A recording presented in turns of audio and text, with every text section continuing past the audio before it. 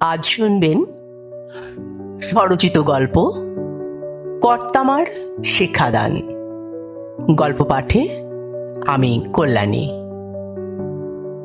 কায়দা বা কৌশল হলো তা যা দিয়ে শিল্প সৃষ্টি হয়। কারো কারোর কথা বলার কায়দাই মনের গহীনে প্রবেশ করে ফল্গু ধারার মতো বয়ে যায়।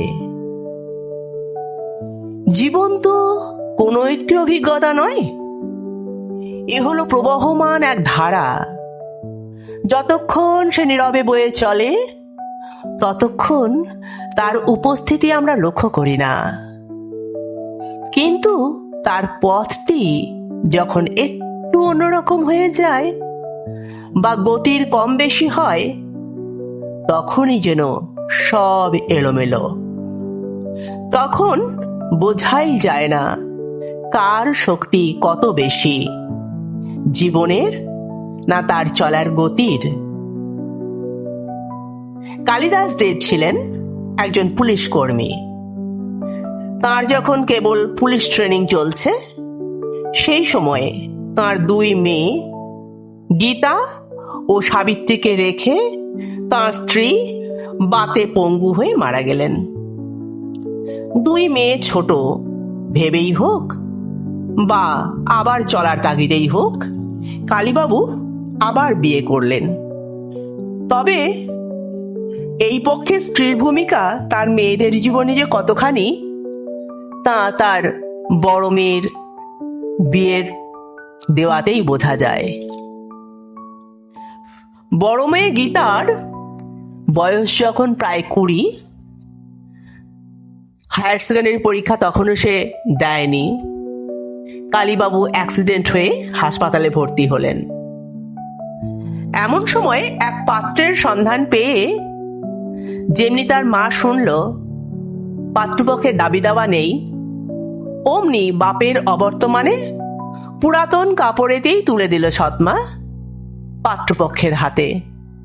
পাত্রের বাড়িতে পাঠিয়ে দিল বিয়ের উদ্দেশ্যে।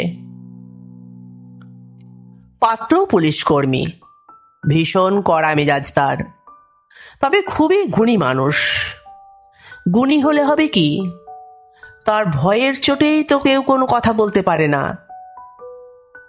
স্বামী স্ত্রী তো কত সুখ শান্তির কল্পনা করেই ঘর বাঁধে, কিন্তু নিজেকে যখন ভাগ করে নেয় সন্তানদের মধ্যে, তাদের নিজেদের গুণ অপগুণগুলিও খাবারের ভাগাভাগির মতো সুখ দুঃখের মাধ্যমে সবই যেন অবলীলায় ঢুকে পড়ে তাদের জীবনে। বিয়ের 1.5 বছরের মাথায় বড় মেয়ে টুটু এবং তার 1.5 বছরের মাথায় ঋতুর জন্ম হলো। পরপর 2 মেয়ে হলে মা বাপের মনটা একটু হলেও কিন্তু আকুল হয়ে যায়, তাই তো? একটি ছেলের আশায়, হাজার হোক বংশ রক্ষা করা তো আর মেয়ে দিয়ে হয় না। এমত অবস্থায় ছোট মেয়ের বয়স যখন 3 বছর, তখন গীতার আরেকটি ছেলে জন্মালো। এদিকে বড় মেয়ে টুটু আর ছোট মেয়ে ঋতু, ওরা তো পিঠাপিঠি, ফলে তার মা পড়ল বেজায় মুশকিলে। স্বামী করেন পুলিশ ডিপার্টমেন্টে চাকরি। স্বল্প মাইনে চাকরিরত বাবা আর 6 বছরের মধ্যে 3টি সন্তানের মায়ের যে কি গতি হয়, তার নিজের জীবন দিয়ে হাড়ে হাড়ে টের পাচ্ছে সে। পরে আবার একটি ছেলে হলো তাদের। মোট 2 মেয়ে ও 2 ছেলেকে নিয়ে তাদের নাস্তানাবুদ অবস্থা। এমতো অবস্থায় 2-1টি যদি একটু দূরেও থাকে, তবে হানাহানি টানাটানিটা একটু হলেও কমে অবশ্য। তাই বড় মেয়ে টুটু প্রায়ই চলে যায় তাদের কাকা পিসিদের বাড়ি। অবশ্য মালদাতে কাকা পিসিরাও তখন থাকে ভাড়া বাড়িতে। বাড়ির বাড়িওয়ালা বিখ্যাত মৃৎশিল্পী, সারাক্ষণ বিভিন্ন মাপের প্রতিমা বানানো চলছে। মাটি মাখা, বুনি বাঁধা, প্রতিমার কাঠামো তৈরি, সাজ তৈরি, রং করা, সব চলে চোখের সামনে। টুটু যখন প্রথম শ্রেণীতে, তখন থেকেই তার মালদায় ঠাকুমা, কাকা, পিসিদের কাছে থাকতে থাকতে এমন অভ্যেস হয়ে গেল যে বালুরঘাটে যেতে তার ইচ্ছেই হতো না। টুটুর কর্তামা অর্থাৎ তার বাবার মা এবং ভূপাল কাকুর মা ঠাকুমা, এই দুইজন বৃদ্ধার দান যে তার জীবনে কতখানি তা সে তখন টের পায়নি। বলে না, দাঁত থাকতে কেউ দাঁতের মর্ম বোঝে না। টুটুর কর্তামা কিন্তু যে খুব লেখাপড়া জানতেন তা নয়, তবে তার আচরণগুলি ছিল যেন খোলা বই। কথা বলা বা শেখানোর কায়দাটা ছিল অদ্ভুত ধরনের। সে প্রায়ই যখন মালদাতে থাকে তখন একবার তার কর্তামা বললেন, সোনা, এবার বাড়িতে গেলে তোমার পড়ার বইগুলোকেও সঙ্গে বেড়াতে এনো। ওদেরও তো তোমার সঙ্গে থাকতে ভালো লাগে। তুমি যখন ওদের খুলে খুলে পাতা উল্টিয়ে মন দিয়ে দেখো তখন ওদের কত ভালো লাগে বলো। ওদেরকে ভালোবাসলে ওরাও তোমাকে খুব ভালোবাসবে, তোমাকে কত কিছু শেখাবে জানো। আমি যখন কাজ করব তুমি তখন তাদের সঙ্গে খেলবে। টুটু কর্তামার মুখের দিকে তাকিয়ে বলে, তাই কর্তামা, বই মানুষকে ভালোবাসে? কর্তামা বললেন, হ্যাঁ, বাসে বই কি। ভালো যদি নাই বাসে তবে এত জ্ঞান দেয় কিভাবে বলো। দুজনে কথা বলছে, এমন সময় ভূপাল কাকুর কারখানার দিকে টুটুর চোখ পড়ল। দৌড় দিল তার কাজের কাছে। কাকু মা কালীর শরীরে রং চড়াচ্ছেন। টুটুকে দেখেই বলছেন, তুই আবার এখানে এলে? দাঁড়া তো, কাঁচি দিয়ে তোর পেটটা কেটে দি। দূরে দাঁড়িয়েছিল বাদল। সে হাসতে হাসতে বলল, ওর পেট না, পেট না, ওর জিভটা কেটে দাও। অমনি টুটুর রাগ হয়ে গেল, দৌড়ে গিয়ে নালিশ করলো কর্তামার কাছে। নালিশ শুনে তার কর্তামা মুখটা গম্ভীর করে বললেন, বাদলের তো বড় সাহস, তোমার জিভটাই কেটে দিতে বলেছে।